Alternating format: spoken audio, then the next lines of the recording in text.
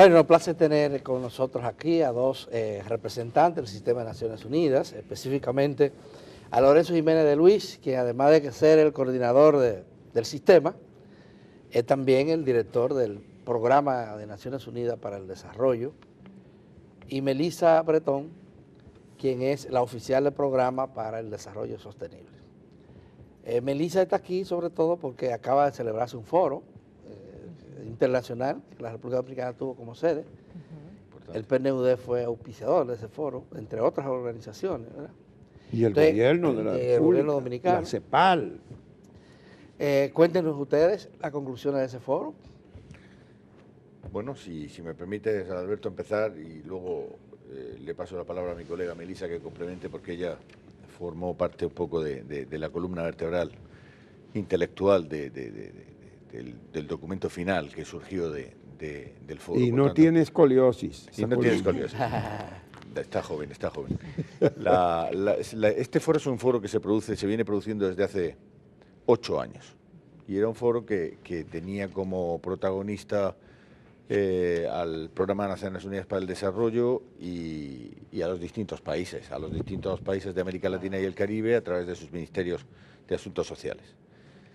A partir del Foro de México, es decir, de hace 2 años, se sumó al ejercicio nuestros colegas del Sistema de Naciones Unidas de la Comisión Económica para América Latina, CEPAL, y desde entonces se alterna foro o mesa o conferencia en el caso del año que viene en Uruguay.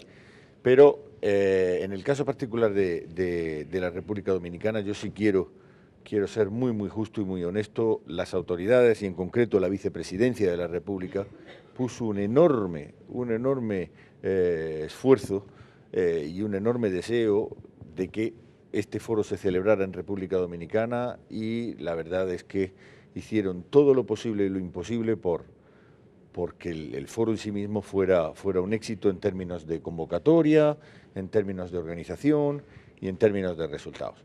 Yo quiero destacar que este foro, por primera vez, si uno tiene en cuenta los 8 anteriores que han tenido lugar, convocó un número muy importante de ministros y ministras de Asuntos Sociales, 15 en concreto, y sobre todo también de él resultó una declaración de Santo Domingo, una especie de compromiso asumido por todos los países, sobre la base de los cuales se adentran sobre una senda muy importante de cara al cumplimiento de los Objetivos de Desarrollo Sostenible, que es la nueva modalidad o la nueva aproximación al estudio y a la reducción de la pobreza y también, por ende, al análisis del progreso, que es la multidimensionalidad. Pero de eso mi colega Melissa sabe mucho más. ¿Qué es eso, Melissa, de la multidimensionalidad? Sí, el evento tuvo como insumo principal lo que fue el informe más reciente del PNUD sobre el desarrollo humano, el informe regional, que en su momento creo que vinimos a compartirlo con ustedes, y que tiene como base un concepto que es el concepto del progreso multidimensional.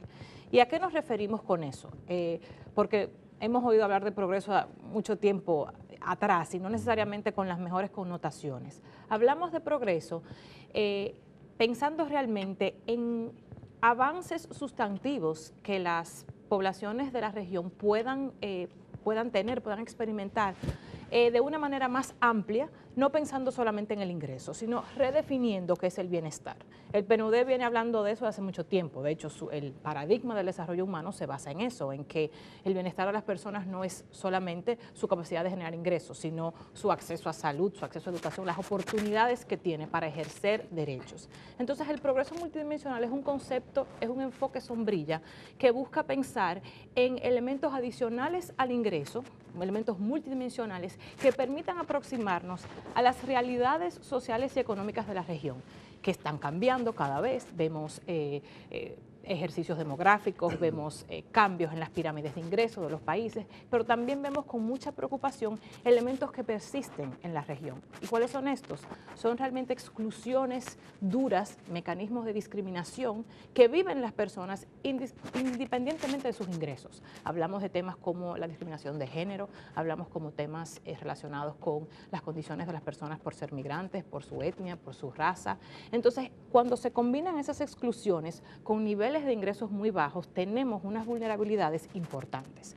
Y el foro realmente buscaba abordar eso. ¿Qué pasa con las personas cuando transitan fuera de la pobreza monetaria, ¿verdad? ¿Dónde caen? ¿Caen a una clase media? No, la mayoría. En el caso de República Dominicana, más del 44% de las personas se encuentran en esa franja de vulnerabilidad, que son personas que han logrado ingresos digamos que mínimos. están en transición. Exactamente. En un proceso en que han mejorado, pero no tienen la fortaleza necesaria para decir ya salimos de ahí, sino que vamos a ver, estamos en stand-by. Exacto.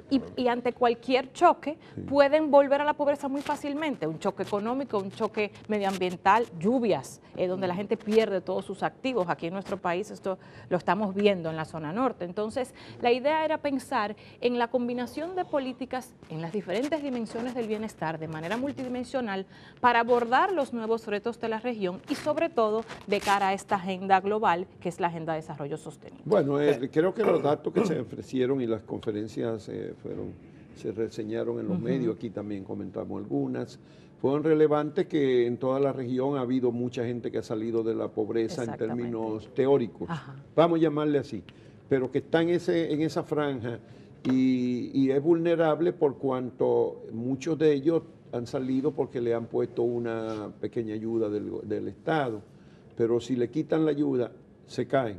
Ese es el problema, esa es parte del problema también, porque muchos programas se han basado en esos subsidios directos que si no se hacen permanentes, en muchos casos, a menos que se traduzcan en mejoramiento de la educación, de la salud, de la vivienda, pero esos que son asignaciones, una tarjeta como aquí hay, si la gente se la quitan, se cae otra vez a la pobreza.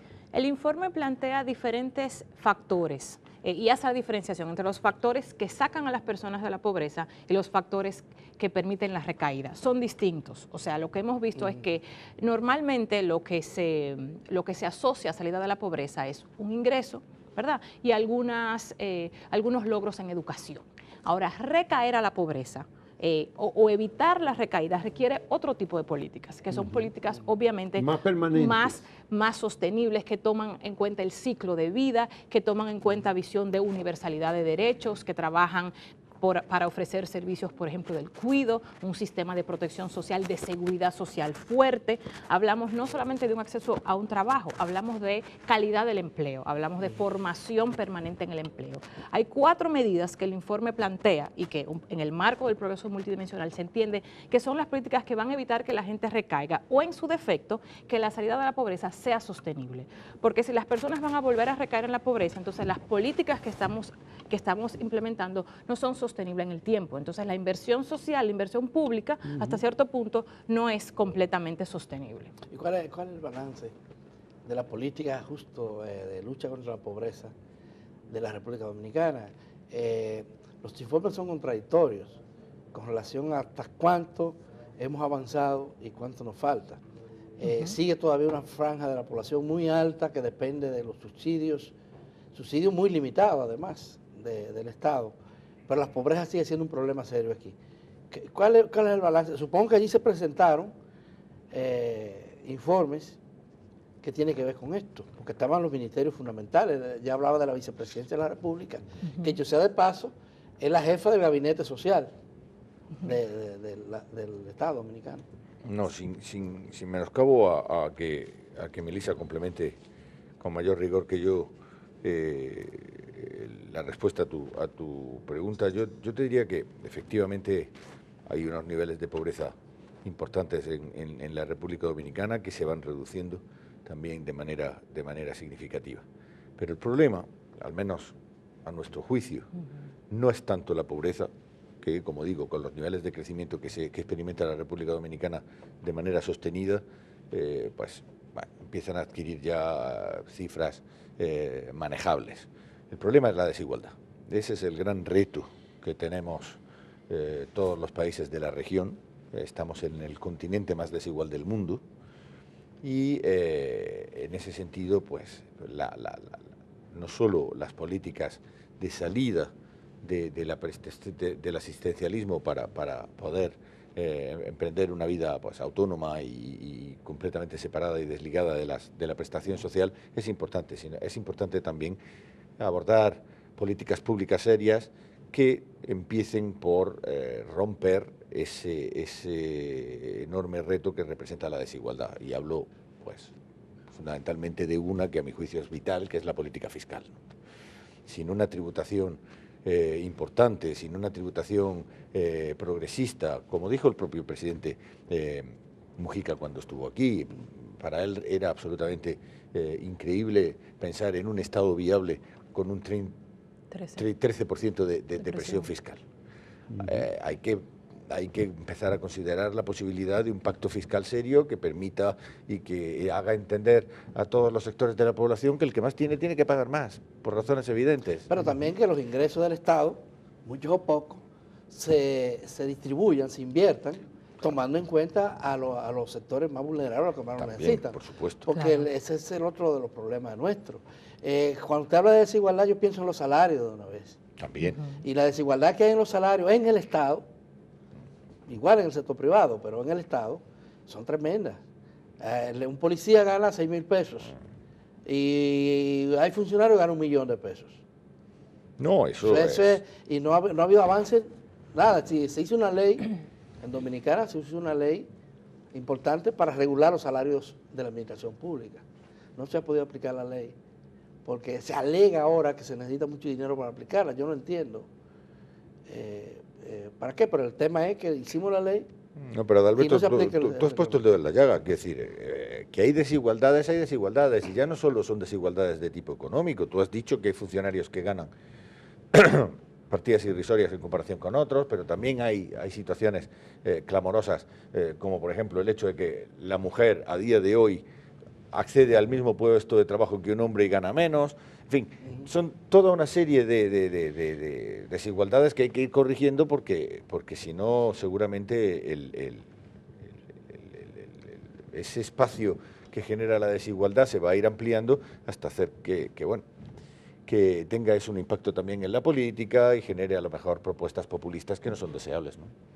Pero hay una serie de parámetros que se usan. ¿Cuánto es que requiere hoy día una persona para hacer en las mediciones de usted en el PNUD para que el ingreso para que no sea considerado pobre una persona? ¿Cuánto? Sí, realmente MEPIT tiene la línea de pobreza monetaria, hay una línea, ¿verdad?, que realmente es como lo que cuesta la canasta básica para las personas. Hay diferentes dependiendo de, obviamente, de los ingresos, pero creo que está estimada en 22.000 pesos, por ejemplo. ¿En cuánto? En 22.000 pesos la canasta básica. Ajá, promedio. Para salir de la pobreza. Exacto, puede ser un poco menos dependiendo, pero la realidad es que sabemos que Pero aquí los si sueldos así, son entonces mínimos. aquí debe haber un 60% de pobreza. La realidad es que lo que pasa es que no medimos, o sea, ese es un elemento, ¿verdad? Pero sabemos que hay otros elementos que inciden, que no son solamente el ingreso. La realidad es que aquí, dependiendo de las provincias, eso es algo que nosotros vemos en el mapa. Hay muchos que hay que revisarlo, porque decimos, accedemos a la salud si tenemos un seguro,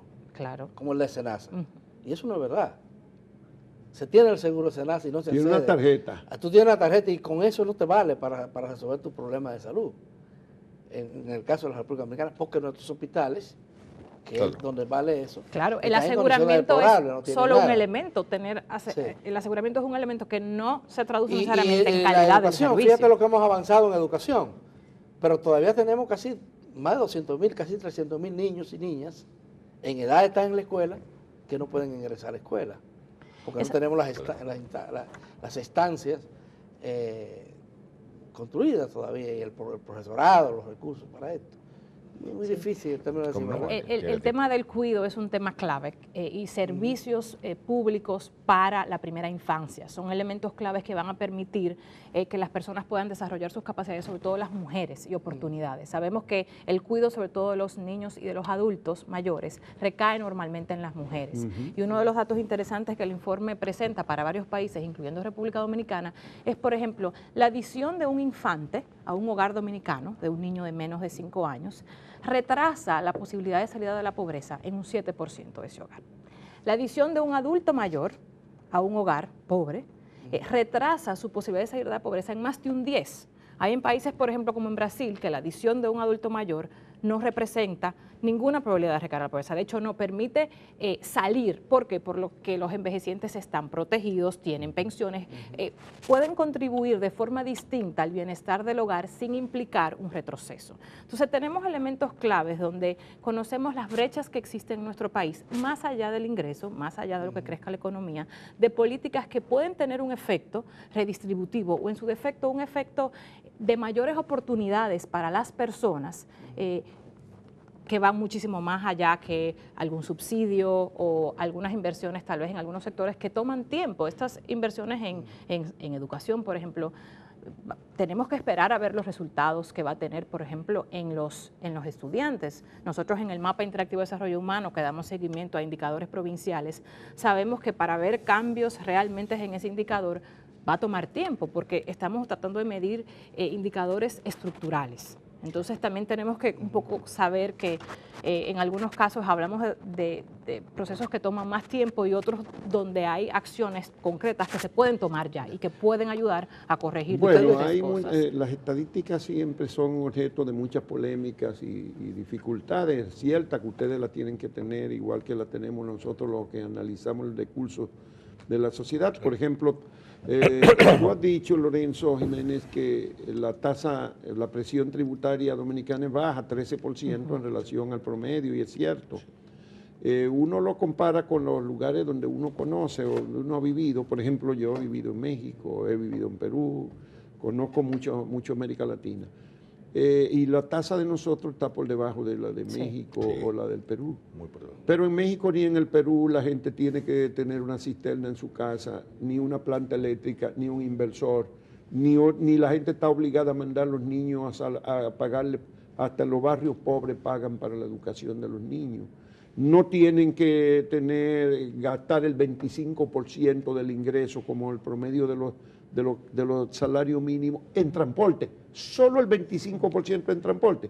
O sea, ¿de qué tasa, de qué presión tributaria estamos hablando si el Estado no le garantiza una cantidad de servicio a la gente que hay que pagarlo por otro lado?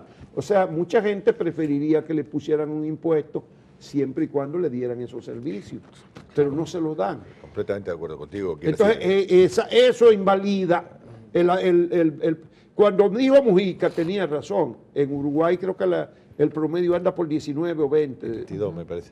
22. Bueno, pero en Uruguay nadie se le ocurre que hay que comprar una planta eléctrica. Nadie se le ocurre. Y aquí la mitad de la población sufre apagones que van de 2 horas a 14, 16 horas por día. Mira, Juan Bolívar, la mitad de la población no tiene agua dentro de su vivienda. Los pobres les cuesta más cara el agua que a mí y que a ti, porque tienen que comprarla por tanque o por camiones. Las prestaciones sociales, esto es un estudio que salió en la Unión Europea hace 2 años, si las prestaciones sociales en Europa no funcionaran, países como España o Francia empezarían a experimentar porcentajes de pobreza en torno al 60%. Lo que corrige eso son las prestaciones sociales, pero eso sí, tienen que funcionar. Por eso uno va a las sociedades nórdicas, que son, digamos, las sociedades paradigmáticas, donde efectivamente, pero claro, el transporte público funciona, claro, la presión tributaria es brutal, pero bueno, al ciudadano al fin y al cabo le da igual en tanto en cuanto ve que el resultado de esos impuestos sí, yo pagaría mucho más, claro. Si no tuviera, en mi edificio es que hay 2 plantas, y hay una cisterna, y hay que comprar agua todos los días, y hay que comprar, es decir, nosotros estamos pagando una tasa adicional. No es verdad que es simplemente una presión baja que tenemos. Y eso la población pobre es peor, pero un círculo vicioso. ¿Cómo romperlo? Porque yo pienso que el planteamiento ustedes lo han formulado. Tenemos que ir aumentando la tasa, la presión fiscal. Pero al mismo tiempo tenemos que hacer eficiente el gasto, porque social. Acaban de mostrar Educa que con el aumento del gasto de educación, el 4%, dentro de 3 años, dice Educa, va a ser insostenible porque se ha ido al gasto, al clientelismo, al gasto corriente, 800.000 empleados y clientes políticos. Entonces esa es la otra parte del problema. Y no se pueden separar, o ustedes sí la separan. No, efectivamente la calidad del gasto viene atada a la presión tributaria. De hecho, es una manera de legitimar esa presión tributaria, porque claro, las personas no van a estar en menor capacidad o dispuestos a aumentar lo que tienen que tributar en tanto no vean resultados. Entonces, no es solamente un tema de que el gobierno tenga más recursos, sino que pueda utilizarlo de manera clara, transparente y sobre todo hacia los sectores y hacia los problemas que más impactos van a tener en la población y que reduzcan su gasto de bolsillo en muchos servicios que el Estado puede proveer con mayor eficiencia. El Estado, bueno, tenemos una ley que obliga al Estado a promover un pacto fiscal. Sí, Ya debe hacerse. Pero aparentemente el Estado no está tan interesado en ese tema ahora, porque el pacto se ha quedado. Pese a que le convendría al Estado tener mayores ingresos, porque eso es parte de lo que se discutiría, ¿verdad? Ahora, el miedo que le tienen los políticos a regular el gasto es un lío. Sí, no, ese es el gran caballo de batalla. Yo creo que la resolución a problemas de gran magnitud y de larga duración en el tiempo, porque todo esto de lo que estamos hablando no se resuelve ni hoy ni mañana. Eso exige de una política de Estado a largo plazo. Pero claro, eso exige a su vez acuerdos políticos, pactos que se cumplan. Y desgraciadamente y muy a nuestro pesar, tú lo sabes, Juan Bolívar, lo hemos hablado en muchas ocasiones, tú también, Adalberto, ya no es solo la ley, el pacto fiscal, está también la ley electoral, la ley de partidos políticos, el pacto eléctrico. Quiero decir, son todos elementos absolutamente fundamentales para hablar de un horizonte temporal serio y de la ley de partidos. Sí, claro. Y hay un tema... cumplir las que ya aprobamos. Hay un por tema ejemplo, muy mencionamos coyuntural. ahorita la ley del salario público. Hay un tema muy coyuntural, Lorenzo, que me gustaría oír la opinión suya. Ya sé que el Sistema de Naciones Unidas dio la voz de alarma cuando la Cámara de Diputados mutiló el proyecto de ley de código penal, en el que incluyó penalizaciones extremas cuando se interrumpe un embarazo en cualquier circunstancia. ¿Qué piensa sobre esto? Porque ese es un código que está pendiente, lo aprobó la Cámara de Diputados, pero debe de ir al Senado de la República. De aprobarse así, como está, ¿qué pasaría?